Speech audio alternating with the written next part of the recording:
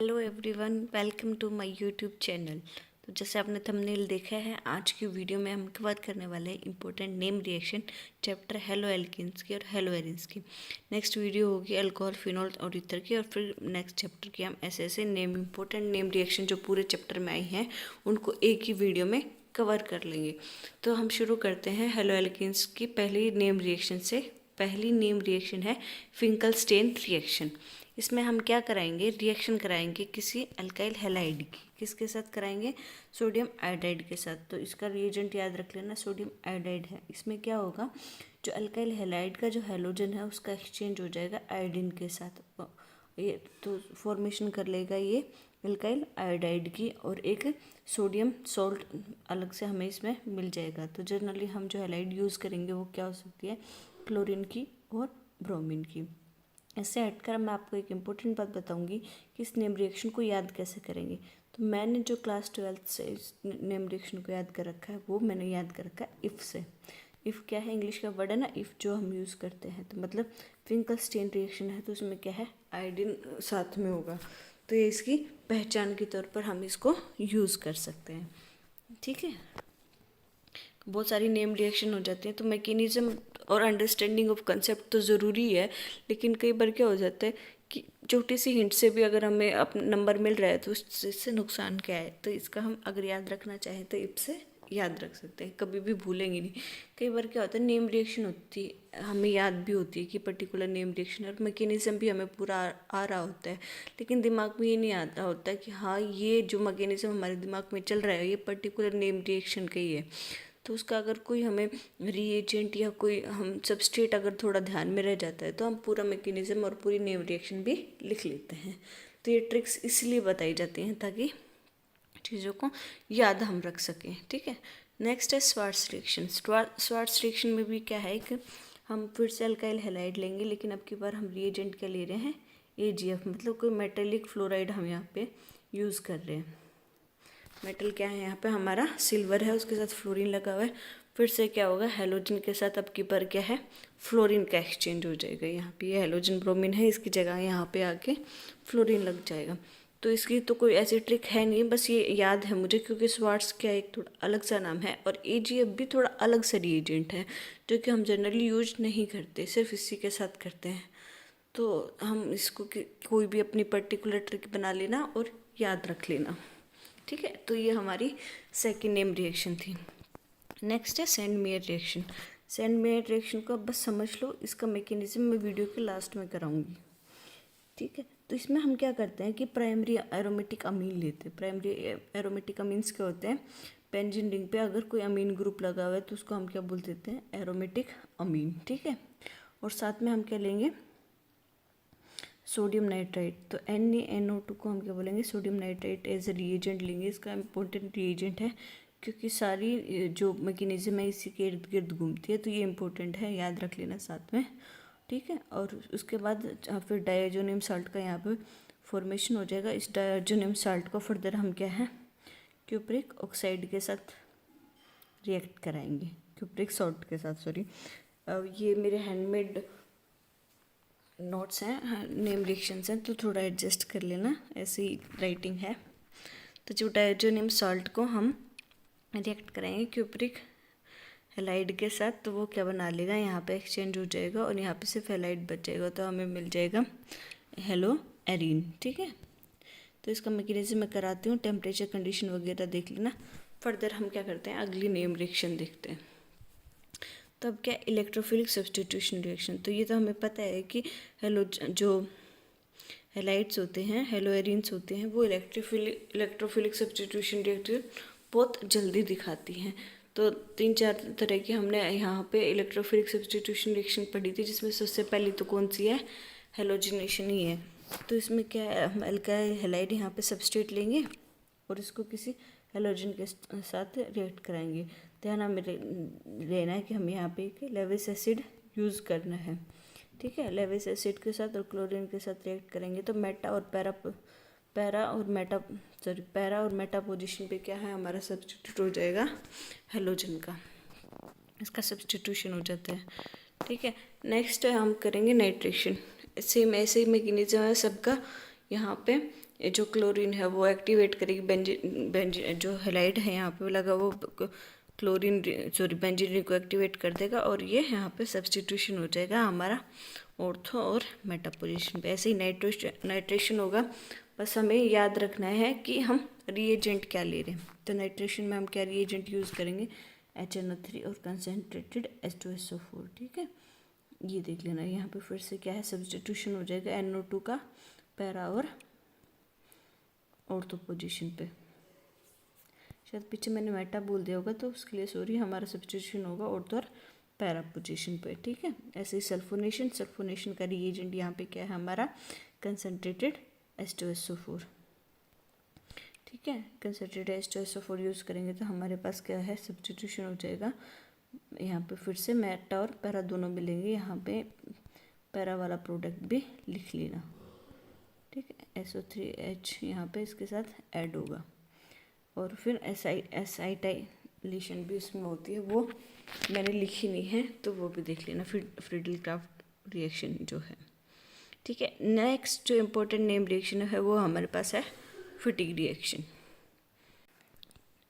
फिटिग reaction देखने से पहले हम देखते हैं, मतलब इसमें हम ना फिटिग रिएक्शन, वुड्स रिएक्शन और वुड्स फिटिग रिएक्शन 3 रिएक्शन पढ़ने वाले हैं। तीनों ही एक जैसी रिएक्शंस हैं, बस इनका हम सबस्ट्रेट अलग अलग यूज़ करने वाले हैं। जो रिएजेंट है सब में सेम है, सोडियम ईथर का, ड्राई ईथर का हम यहाँ पे यूज़ करेंगे, बाकी सिर्फ सबस्ट्रेट में फ़र्क है। तो कैसे याद रखना है मैं अपना तरीका बता दूँगी, वो आप देख लेना। ठीक है, सबसे पहले वुड्स रिएक्शन देखते हैं। तो वुड्स रिएक्शन में क्या है, नॉर्मल हैलाइड है, मतलब हेलो एरिन से हमारी नॉर्मल है जो सिंपली किसी कार्बन चेन से हैलाइड लगा हुआ है।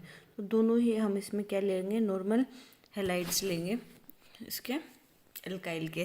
दोनों एल्काइल हैलाइड को जब रिएक्ट कराते हैं तो क्या है, कार्बन कार्बन बॉन्ड फॉर्म होता है और क्लोरीन यहाँ से क्या है एलिमिनेट हो जाएगी।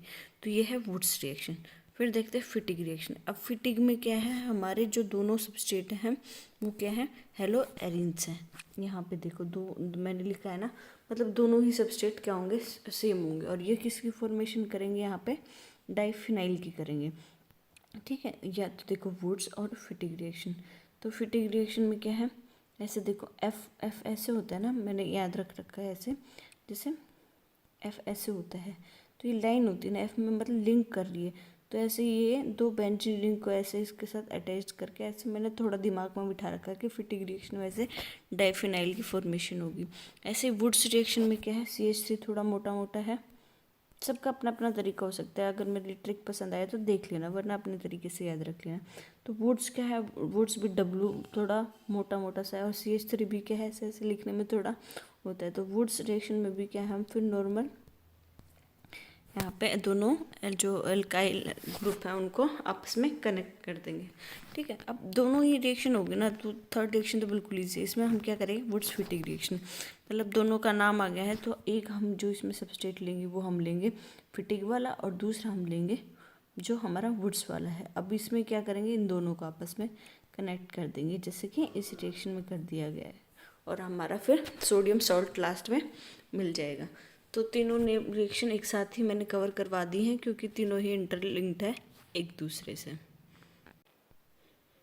इसमें लास्ट जो नेम रिएक्शन जो कि NCERT में दी गई हुई है वो है हैंडस्टाइक रिएक्शन, बल्कि NCERT में तो दी भी नहीं गई हुई है, बल्कि इसको सिर्फ हम पढ़ रहे हैं।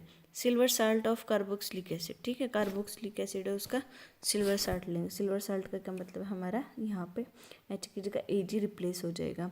और उसको हम ब्रोमीन के साथ जब रिएक्ट कराते हैं कार्बन टेट्रा क्लोराइड की प्रेजेंस में, तो वो क्या करती है, नॉर्मल एल्काइल हैलाइड की फॉर्मेशन करती है।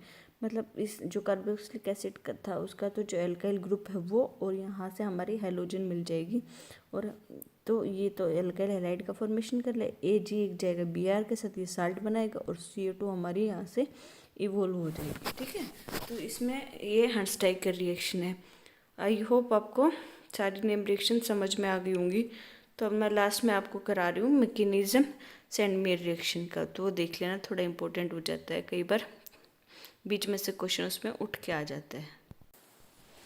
तो ये है रिएक्शन मैकेनिज्म हमारा नेम रिएक्शन का, सेंड मेयर रिएक्शन का।